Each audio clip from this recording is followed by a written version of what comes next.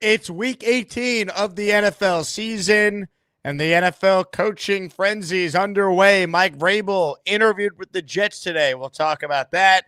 We'll talk about the Tankathon standings and much more, plus our weekly picks. Ladies and gentlemen, it's the Jake Asman Football Show, and it starts right now. Oh, yeah. It's time for the Jake Asman Football Show. Brought to you by BetUS. Expert betting odds and fantasy stats. So let's get into some NFL football.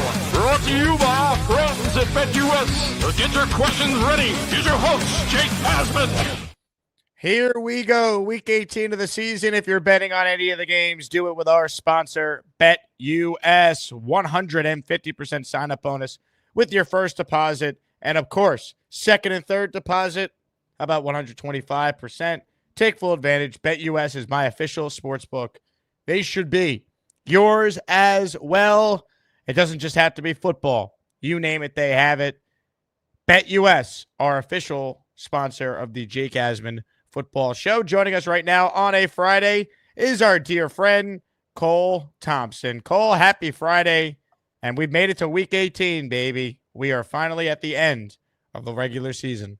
Am I the only one that hates this week from a betting perspective? Like, I absolutely hate week 18 because the lines it. I like it. It's fun. Well, the lines are ridiculous, man. The lines it's crazy. Did you see the new line for the Cleveland game? Like what it initially came in as, and now what it is now? I saw it was at 17.5 yesterday. I haven't seen it today. I think it's at 19. I'm pretty sure it's at 19 because of Bailey Zappi is starting this game. It's like 20 now. Wow. 20 at BetUS Browns at Ravens. Baltimore minus 20. And honestly, it's not one of my three when we make the picks, but it was one of the games that I was considering. When it was 17.5, I considered it. When I got up to 20, I was out. I mean, you're asking so much at that point. So much at that point. It's a lot of points. Crazy points. Crazy points, Jacob. How we doing? I'm good, man. I'm good. We have a lot to talk about. I will start with some coaching stuff, but I do want to shout out the #1 Austrian Jet fan for gifting 5 channel memberships here on the Jake Asman Football Show. So I want to simply play this. Free stuff. 5 listeners just became channel members. Justin Flanagan, JB, Rourke Strift, Salvatore, Nosira, and Frank, all receiving channel memberships here on the Jake Asman Football Show. All right, Cole, we'll get to the games, of course, and we have our weekly picks we'll make. Plus, even if we're not picking Lions, Vikings, that's worth a discussion just on its own, given the ramifications of that matchup and what it means. What it decides to the NFC, the pathway to victory. I mean, the winner is the 1 seed, the loser's playing wild card weekend and has to go on the road. Yeah, pretty big game. So we'll talk about that. Pretty big implications are on the line, especially for Sam Darnold. Especially for Sam. All right. Coaching wise, though, I'm a Jet fan. If you're watching the show, many of you watch my Jet show on YouTube. The Jets earlier became the first team to interview Mike Vrabel. I think you and I agree he's the #1 candidate available during this hiring cycle as far as guys with previous coaching experience. Your thoughts on Vrabel interviewing with the Jets? Does it mean anything to you that the Jets are the first team he's sitting down with? Does it mean anything? No, but what the question is that what do you want to do first if you're the Johnson family? So think about it this way, Jake. I have always been a proponent whenever you have the opportunity to bring in the next quarterback, to bring in the guy to stabilize your franchise for the long haul. Your head coach and your GM have to be on the same page. They have to be speaking the same language. They got to be sleeping in bunk beds. They got to be eating breakfast and telling the wives to piss off for a little while and doing literally everything together because of you're trying to right the wrongs of a franchise. And so whoever you hire first, the next person has to get along with that guy.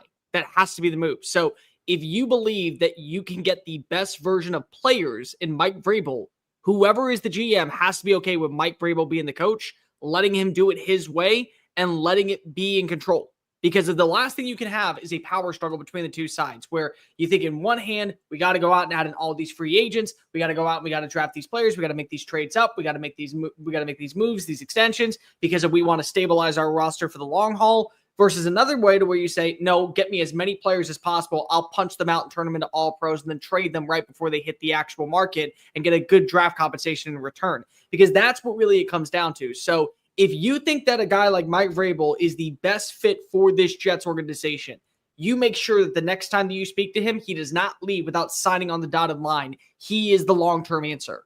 But then at that point, you also have to realize we want you to have a say in who the GM is, because we need to make sure that you two are speaking the same dialect. We cannot have any power struggle between you two on what is the right move. And so to me, that's the biggest point. Whatever you decide to do, that person has to be making all the choice decisions on the opposing side. So if it's Mike Vrabel, he better have a say in the GM. If it's the GM, he better have a say in the head coach. I talked to Mike Vrabel. Mike said, he said, I would take the Jets job. I just don't know who the GM would be. I'd have to like the GM. Vrabel's one of those candidates, Cole, that you sit with him today and you say, hey, we really want you. Which GMs do you want us to talk to? Yeah. That's like, and here's the thing. When it comes to a guy like Vrabel, Vrabel's interviewing you. You're not really interviewing him. Like, his resume speaks for itself. Like, that's the guy I think the Jets have number one on their list. It's just a matter of, does he want their job over maybe some of the other jobs he might have an opportunity to get? The question is, do you think that there is a job out there that is really going to go fully investing into him? Because of the Chicago Bears, it feels like a GM. Yeah. It feels like it'd be a really good fit, but also you have to realize, okay, is Ryan Poles going to be pushed out by Mike Vrabel? Who's going to be the guy that ends up working alongside with Ryan Poles? Because if he doesn't want to lose his job, we don't know if the opening is going to happen out west with Las Vegas. If it does, you just hired a defensive coach. You're going to go after a quarterback. I feel like you got to go get an offensive-minded coach to be able to stabilize that side of the football. So do you feel like that automatically takes him out of the running? What about a team like Jacksonville? Jacksonville, they know Mike Vrabel from his time in Tennessee.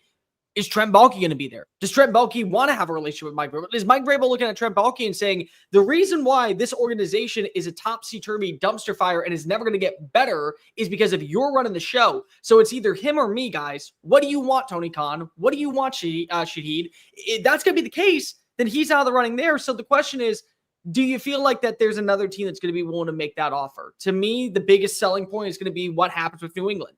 Does Gerard Mayo get let go this offseason? And then when they bring in a guy like Vrabel, do they do a Bill Belichick to where he's having full control over the roster and he's having full control over the free agency and the draft?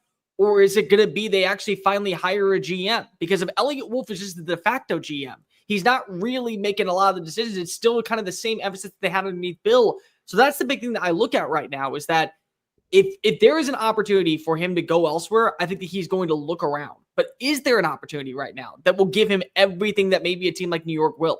Because I honestly think that New York gives him the best opportunity to have every single little detail and kind of the decisions behind closed doors on what goes on.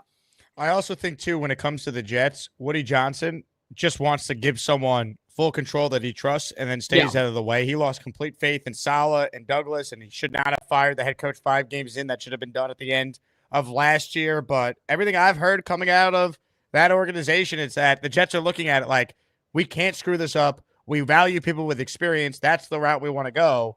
And Vrabel's their number one guy. So they would give him basically what he wants, a GM that he can handpick and the autonomy to run it the way he wants to run it. And that's how it should be. The Jets have talent.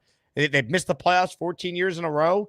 I think it's either the Jets or maybe the Patriots. If they fire Gerard Mayo after 1 year, and there's a bunch of reports saying that they want to stay the course, they don't want to pull the plug after 1 year. I sure as hell hope so as a Jet fan, because I do think if it's Patriots-Jets, it gets really interesting whether or not he'd go to New England. But you also have the Elliott Wolf factor up there, Cole, who's really running the show there. So it's just fascinating because to me he's the top candidate, but there's only a certain amount of jobs that I think truly make sense for him, if that makes sense. You want to know why bad teams stay bad?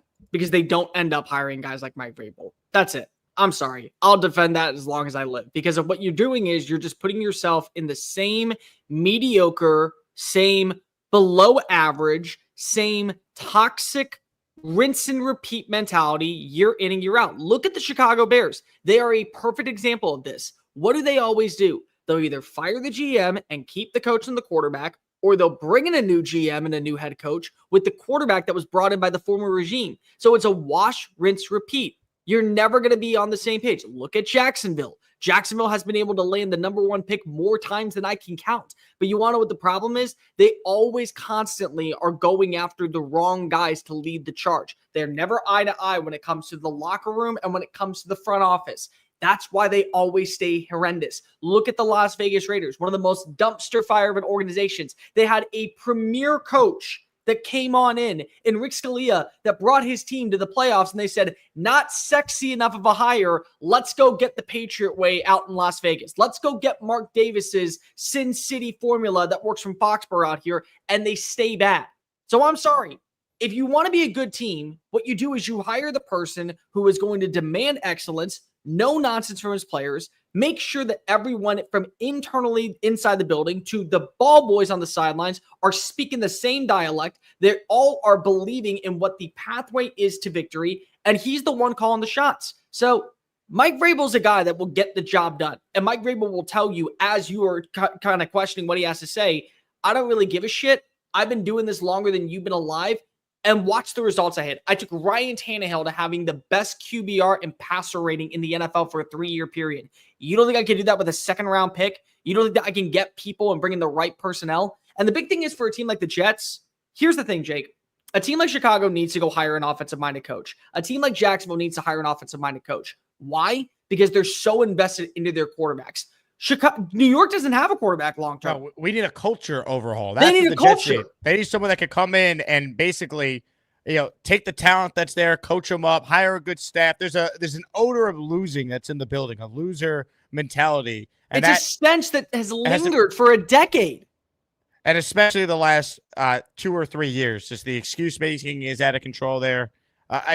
I say it all the time on my regular Jet Show call. I mean, the building needs to be fumigated, and if you hire a winner like Mike Vrabel, that's a good first step.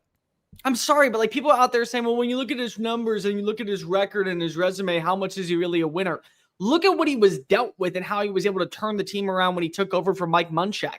Look at the fact that he had Ryan Tannehill as the number 1 quarterback in the NFL. Look at the fact that he was able to get the number 1 seed with that offense in a year where, yes, Derrick Henry had an all-pro season and went on his way to winning Offensive Player of the Year, but the wide receiver core outside of A.J. Brown was pretty barren.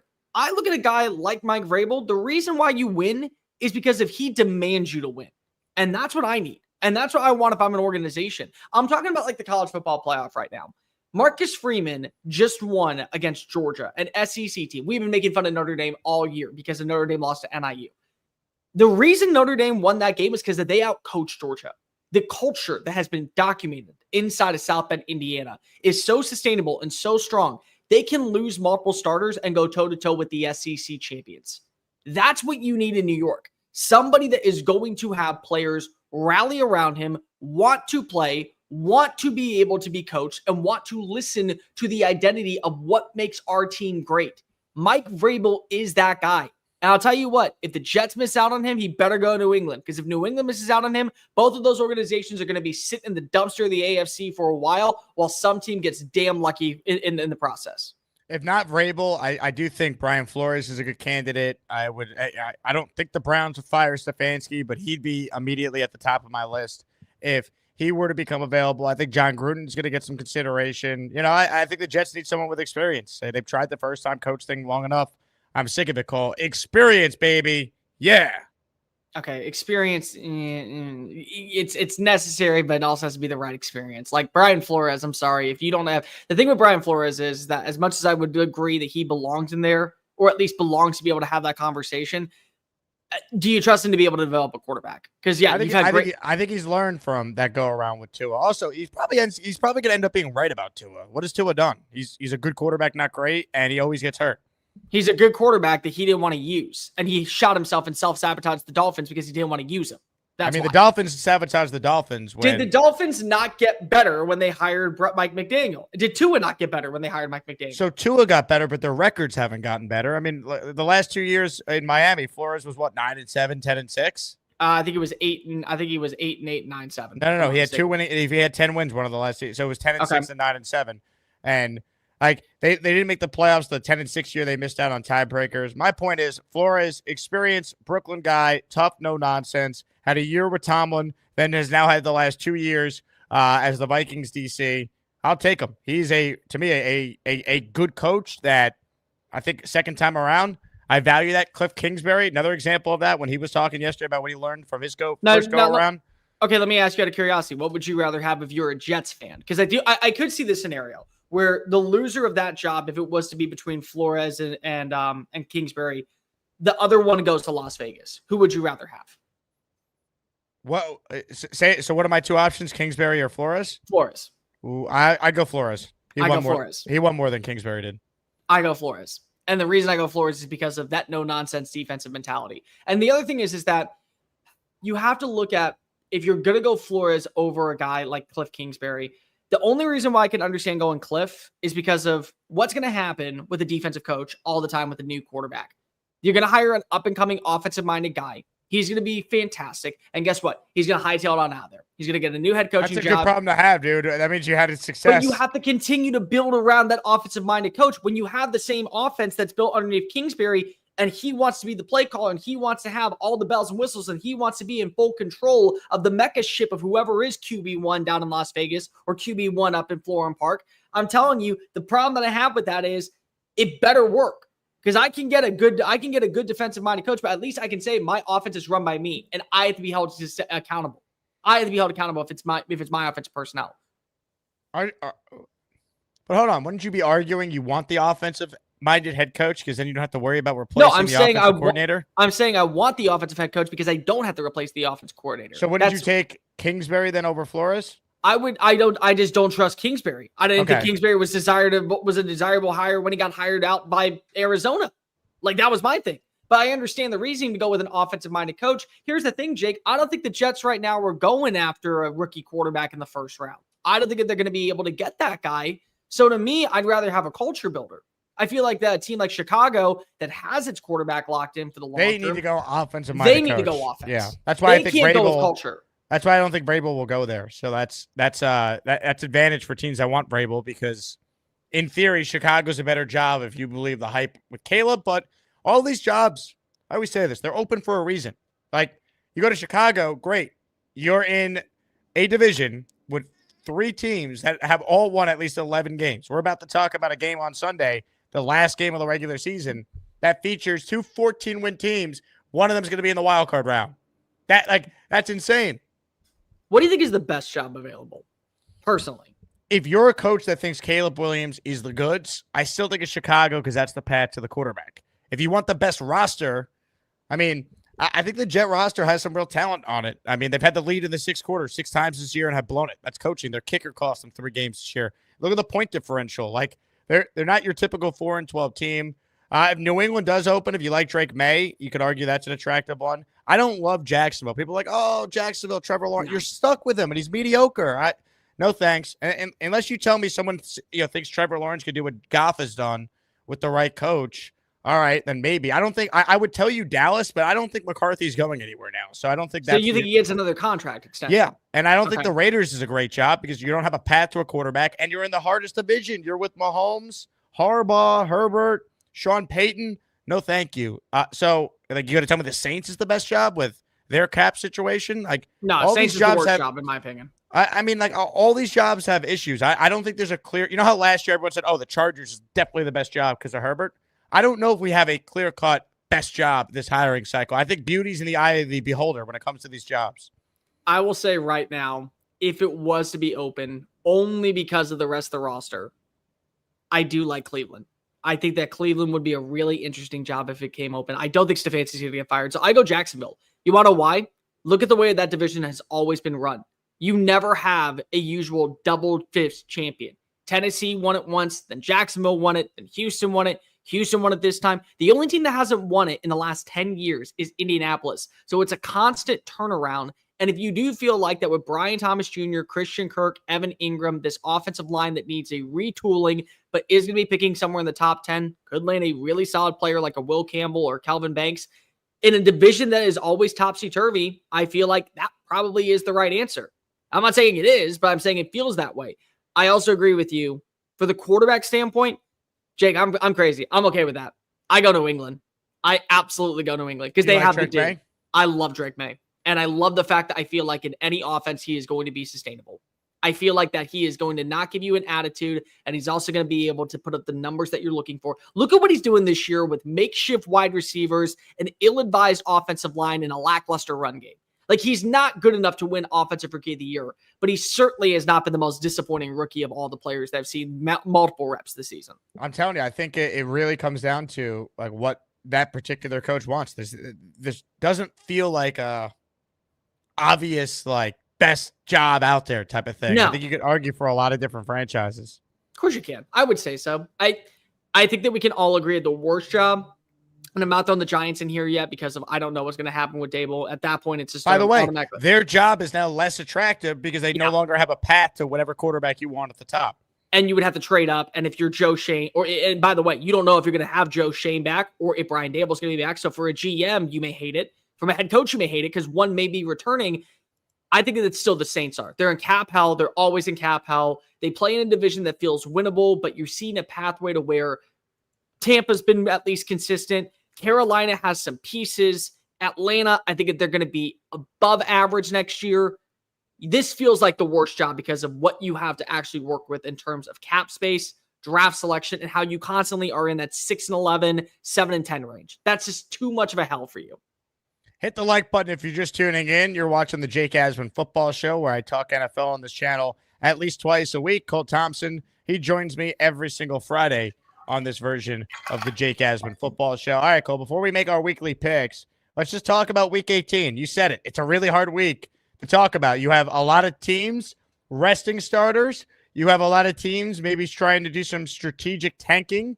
Drake May listed as questionable. We know if the Patriots lose to the backup Buffalo Bills, they get the number 1 pick in the draft. The Giants are playing the Eagles, for example, and Philadelphia is not playing Saquon or any of their key players. That's BS, by the way. I'm sorry, that is. They have pressed the screw the Giants button, and guess what? I think the Giants are dumb enough to try and win that game. You know, the players are going to play, coaches are going to coach, but I said this on the radio all week here on ESPN New York.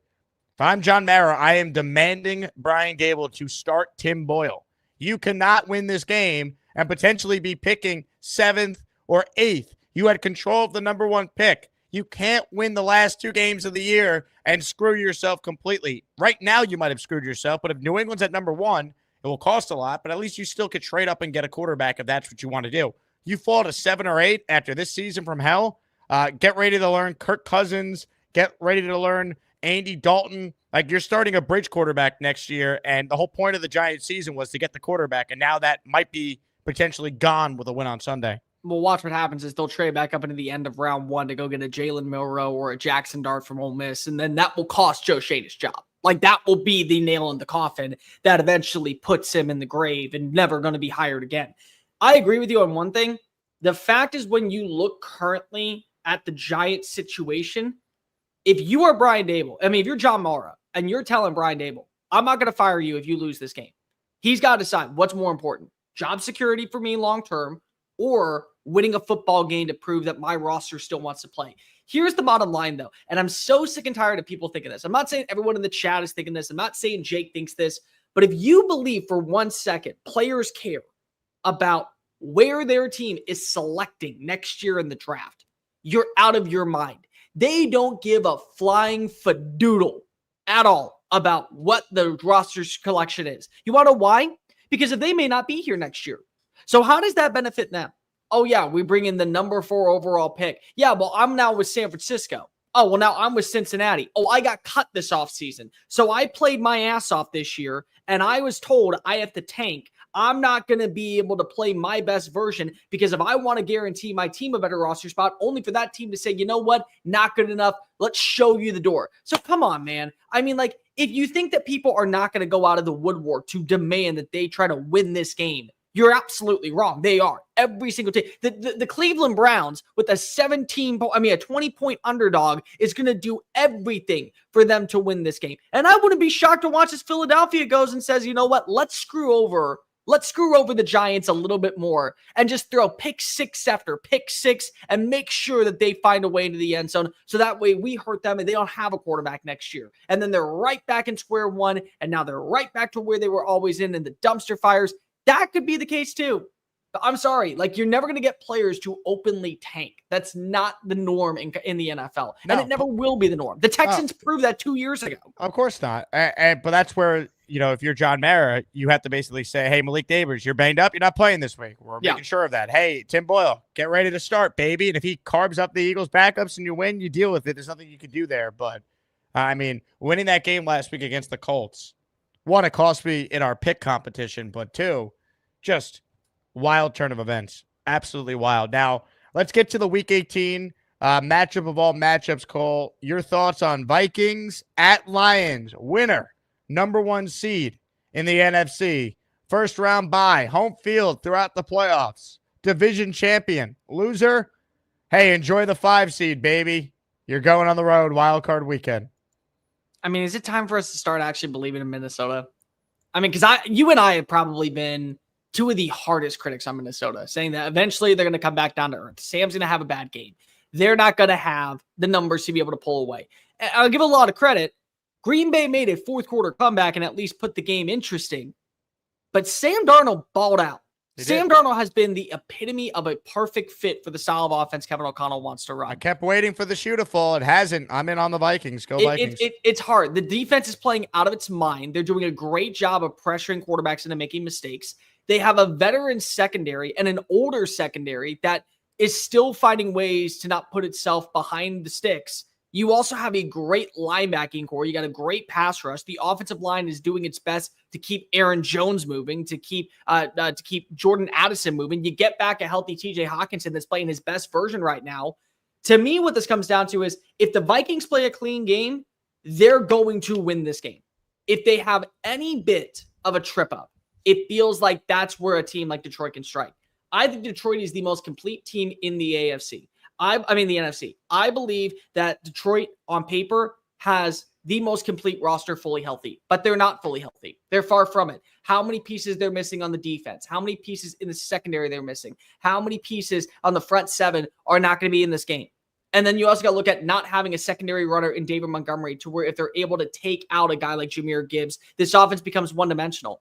So as much as I want to believe that the Detroit Lions are the best team in the NFC, the Vikings are healthy at the right time. They're going to win this one. I believe that Minnesota is going to have the first overall seed in the pathway to the postseason. Pathway to New Orleans goes to Minneapolis. It's hard to believe it any other way. It's a game of all games. It really is. We also got some games tomorrow, Cole. A little Saturday action. Browns, Ravens, Bengals, Steelers. One of those games, I will tell you right now, is in my 3 picks of the week. But one of them is in my 3 picks of the week. So. All right, you know what? Screw it. Let's get to the picks. All right, let's do it. That's what 668 of you are waiting for right now, watching across all platforms. Hit the like button. Make sure you're subscribed to the channel. This is not the normal Jake Asman show. It's the Jake Asman Football Show. I see a lot of my normal Jet listeners are in here because it involves Mike Vrabel in the thumbnail. Ooh, ah, ooh, ah, ooh, ah.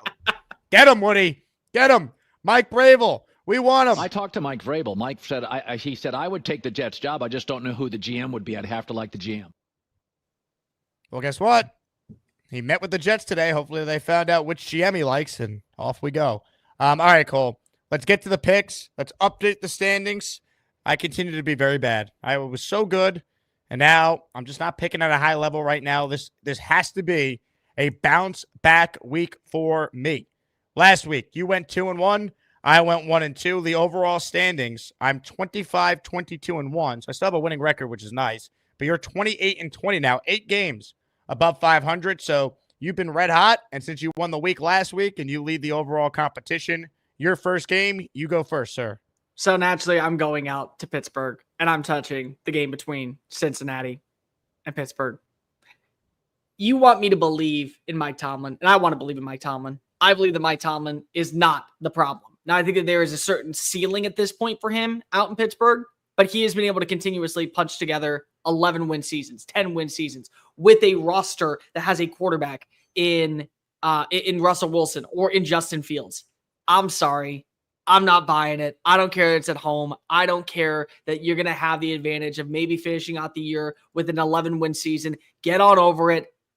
The Bengals have the better quarterback. They have the quarterback that currently is trying to catapult his team into the postseason. They got the quarterback that last week delivered a performance to remember against a Denver Broncos defense. He had a performance to be able to cap it on off with a victory in overtime. He was down. It was a perfect game. I think he's going to have a perfect game. The fact that we are not talking enough about Joe Burrow in the MVP race, the way that he has played, the Bengals suck. I'm going to be completely real. I'm not buying into them as a scary team in the postseason. But what I am buying into is that when you have a quarterback and a wide receiver duo like you do in Jamar Chase, T. Higgins, and Joe Burrow, where they're able to get 350 yards per game against any defense, taking it. Give me the -1 with the Bengals. They are absolutely winning this game, and they're one step closer to making a run to the postseason.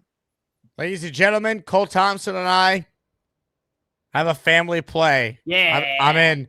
I like the Bengals as well. I mean, Pittsburgh's not playing for really anything. The Ravens are obviously going to win that division. You know, the Ravens are going to go out there and they're going to destroy the Browns. They're 20-point favorites, so Pittsburgh has no real chance at that division. Cincinnati needs the game, and Burrow's on just an absolute heater right now. He's playing as well as any quarterback in the league. Bengals -2.5 for all the reasons you just said. Game number 1. So, Cole, game number 2 for you. Jake, just real fast. Over his last 6 games, he's averaging 3 touchdowns and a passer rating of 103.5. I mean, the man is absolutely killing it. And I know that Lamar and I know that Josh Allen are definitely deserving of winning the MVP. But Burrow, he's done his part. I think you have to include it. Let's go out to Green Bay. I feel really risky taking this pick, but here's the deal. There is a scenario where you do get a higher seed if you are the Green Bay Packers. You can't leave any stone unturned. So I think they're going to beat up on the Chicago Bears. The Bears have been an absolute dumpster fire since the firing of Matt Eberflus. They were a dumpster fire before it. Really, since that Hail Mary where Tyreek Stevenson is making fun of fans, I just feel like I cannot pick the Bears. The one time I did pick them, they embarrassed me on Monday Night Football. So congratulations, Thomas Brown. Congratulations, Caleb Williams. Congratulations to the most overhyped team that we said all year, that I bought into, that many of us bought into, that we shouldn't have. I believe they are going to be murdered out Lambeau Field. Give me the Packers. Oh, more than tarred and feathered. They're going to be beaten. They're going to be bruised. They're going to be thrown into the well. They're going to be put on the side of a ship where all the barnacles come and scratch their bodies. They're going to be waterboarded. They're going to be treated like an absolute joke because of the way the franchise has been run over the last 2 decades. They absolutely are a joke. Give me the Green Bay Packers -10 at Lambeau. They close out the year 100% with a victory and a better shot of a better seeding in the NFC playoffs.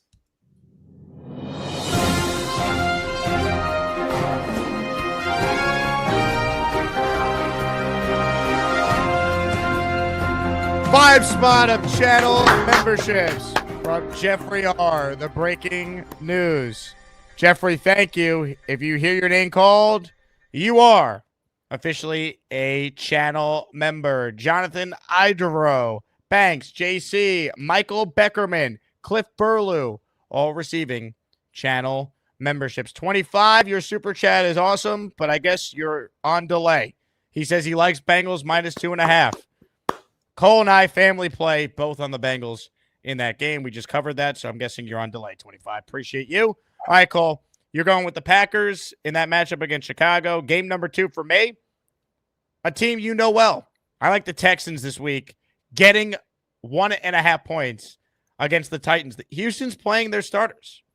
Yeah, actually, no, I have the spread wrong. The Titans are getting 1.5. I say the Titans are getting 1.5 at this point. It flipped because they weren't playing their starters, and then they were playing their starters. So initially, Tennessee came in as the favorite. Now Houston, I believe, is the favorite. Yeah, I like the Texans here for a couple of reasons. One, Tennessee, mega ass. That's how I would describe their team, the state of their franchise. They're starting Will Levis, mega ass. 2, I don't think Houston wants to lose to a god-awful Titans team twice in the same season. I do think there's some motivation there to not get swept by a division opponent. 3, I think Houston wants to put together a good performance going into the playoffs. They're locked into where they're going to be seeding-wise. They know they're going to be home next week in the wild card round. But guess what? The bottom line is Houston embarrassed themselves with that performance on Thanksgiving, or on Christmas, I should say, against Baltimore. I think they want to put together a good performance to kind of erase the stench from that game. I think the Texan starters, I mean, you're down in Houston now, you can tell me, the Texan starters are going to play. I think the vast majority of the game. You're going to get Stroud versus Will Levis. I think you're going to get a bounce-back performance by Houston here.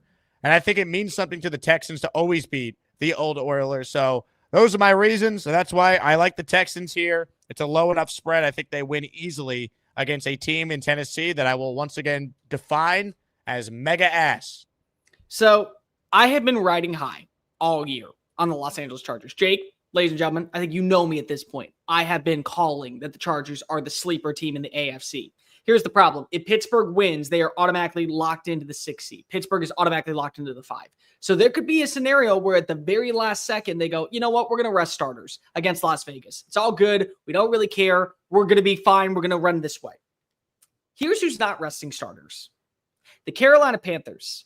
They want to end their season on a high note and prove that Bryce Young is the right answer at quarterback. They have the pieces offensively to be able to trust that there is a turnaround moving forward going into 2025.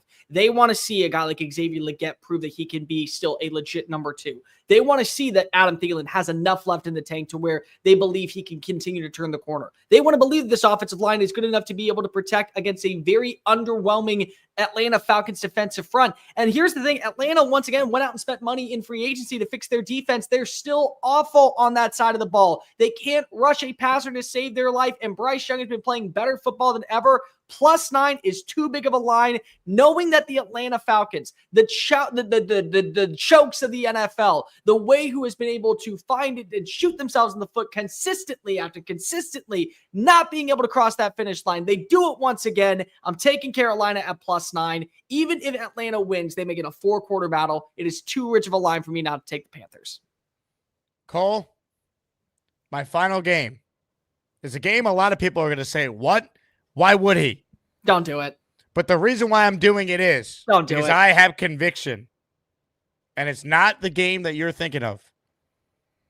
Kansas City, Denver. Don't do it. Don't do it. A matchup that features the backup Kansas City Chiefs against the Bo Nix need to win to get into the playoffs Broncos.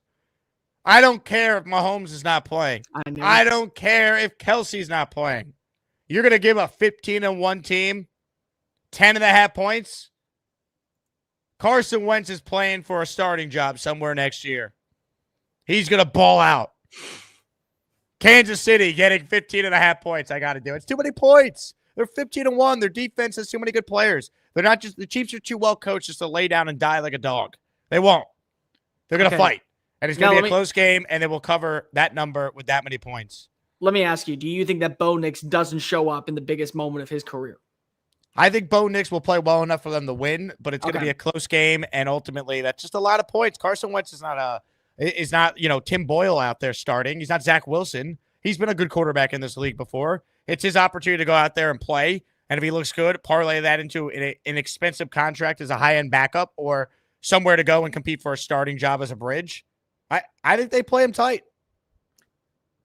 Okay. So let me ask you, just out of curiosity. It's 10.5 points. That's so many points. Let me ask you, just out of curiosity.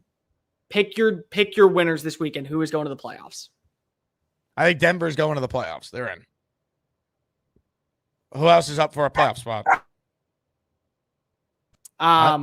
Atlanta and Tampa. Tampa wins, they're in. I think Tampa wins, and they're going to get in. Okay. Who do you think is the wild card? Minnesota or Detroit? I like the Vikings to go out there and win the game. I like the Vikings. All right, so we're all in the same. Basic. You know what? Bet the opposite. Well, oh, wait. What do you mean? I took Tampa. Well, I'm saying if you and I are in agreement on each, the public should fade us because chances are we're not going to be right. No, 100%. They should fade us. Well, mostly you because again, you've been sucking recently. I've been bad for about 4 weeks. Cole, you had a little slump. You've been red hot now, though. I say, here's the deal. If I win, no, we haven't brought this up just yet. Are we going to continue this going into the playoffs? Yeah. No, yeah. Okay. So that's going why through the playoffs. So we got to wait for the steak dinner. I'm not going to be able to clinch it this weekend. We go through the Super Bowl, by the way. So even we pick 3 games every week, but when we get down to Championship Sunday, it's only 2, and then we do just the Super Bowl. Yep. Okay, there we go. That's what I was wondering. So we got to wait till the Super Bowl for me to be able to get my steak dinner. Yes, or for you to be able to. 100%. At some point, mathematically, I might be too far behind, or you might be too far behind to actually catch up, even if when we get to so few amount of games, but we're running this bad boy through. All right. I'm feeling good about myself. I will say, just from a perspective of loving the NFL, I feel like that we would rather see Joe Burrow in the playoffs over Bo Nix. I feel like everybody wants that. Look, if you told me right now we could get Joe Burrow in the playoffs, I'm in. Here's the problem with that. You're not only going to need Denver to lose to the backup Chiefs, you're going to need the Jets to win a football game. Are they playing Tua? No, it sounds like Tua's not going to play. So then they can win a football game. Do they know. want to win a football game is the question. You got the tankathon thing pulled up. So look, the Jets can lose to anyone. I would love to see the Jets knock the Dolphins out of the playoffs. Here's the thing. I'll know going into that game at 425 what's the benefit of the Jets winning or losing. Like if there's a chance they could pick as high as 2. I doubt that happens, but a couple of things break right for the Jets. They're in a spot where losing would be the best thing if they can move as far up as, 4 or 3, actually get a top 5 pick. And if the Giants win like I think they're going to, you imagine a world where the Jets are picking in front of the Giants after all this?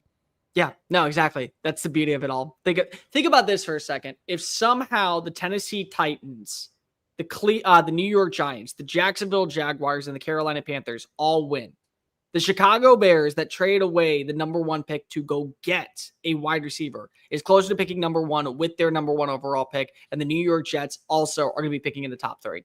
Mind-boggling. With a quarterback that we all thought was going to be good enough to lead them to at least a playoff appearance in 2024. Beautiful times. Beautiful times we live in, Jacob. What a world. What a society. What a society. Are you ever going to believe again in New York? Because I'm not.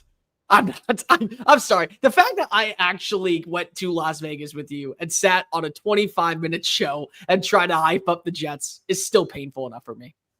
The bottom line is this. Hire Mike Vrabel, and I'm back in. We'll go from there. I'm back in. It's like in the movie Dumb and Dumber where you hear Lloyd say, just when I was out, you pull me back in. Mike Vrabel coming to gangrene. I'm all in. That line was said in a movie before Dumb and Dumber. Well, you know what? I only know from Dumb and Dumber.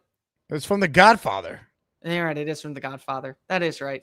Wow. I am dumb. See? Again, I fit the criteria for Jeff Daniels and Jim Carrey. I'm perfect. I'm the long-lost brother. He's Cole Thompson. I'm Jake Asman. Cole and I, by the way, will be able to do the this version of the show at Radio Row in New Orleans in a few weeks at the Super Bowl, so we're looking forward to that. Fun show. Appreciate everyone watching. Hit the like button. Please subscribe to the channel if you're new around here.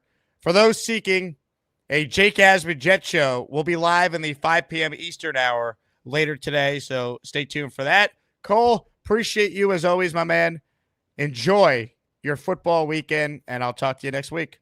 Same time, same place. He's Cole. I'm Jake. Happy Friday, everybody. Enjoy the games. Big thank you to BetUS for being our presenting sponsor. If you want to bet on any of the games you heard us just get picks on, use BetUS as your go-to sports book. For Cole, I'm Jake saying that's all, folks. Have a good weekend, and we'll talk to you soon.